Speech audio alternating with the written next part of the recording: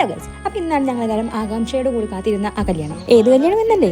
Nishma weds Ajil, അത് തന്നെ. അപ്പോൾ ഞങ്ങളെല്ലാവരും മണവാട്ടിയോടെ അടിപൊളിയായി റെഡി ആയിട്ട് ഫോട്ടോഷൂട്ടിനായിട്ട് വന്ന വീടെന്തായാലും ഒരു രക്ഷയിൽ അടിപൊളി വീടായിരുന്നു. എനിക്ക് എന്തായാലും ഫുള്ളൊന്നും കവർ ചെയ്യാൻ പറ്റിയില്ല. താഴെ ഇതാ മണവാട്ടി ഫോട്ടോക്കെല്ലാം പോസ്റ്റ് ചെയ്ത് കഴിഞ്ഞിട്ടുണ്ട് കേട്ടോ. അവരുടെ കൂടെ നല്ല ഫോട്ടോസും വീഡിയോസ് എടുക്കാൻ വേണ്ടിയിട്ട് ഞങ്ങൾ രാവിലെ തന്നെ മാറ്റി ഒരുങ്ങി ചാടി കയറി പോയത്. ഞങ്ങൾ ഇത്രയും മാറ്റി ഒരുങ്ങി പോയതില്ല, പിന്നെ വെറുതെ പാടില്ലല്ലോ. ഏത് അപ്പോൾ ഞങ്ങളുടെ എല്ലാവരുടെയും ഓരോ സിംഗിൾസ് ഞങ്ങൾ എടുപ്പിച്ച്. അപ്പോൾ ഇനി ഓടിച്ചോടുത്ത് പോയാലേ പോകുന്ന വഴിക്ക് ടെൻഷൻ അടിക്കുന്നത് 100 വട്ടം പറയുന്ന ആളെയാണ് നിങ്ങൾ കാണുന്നത്.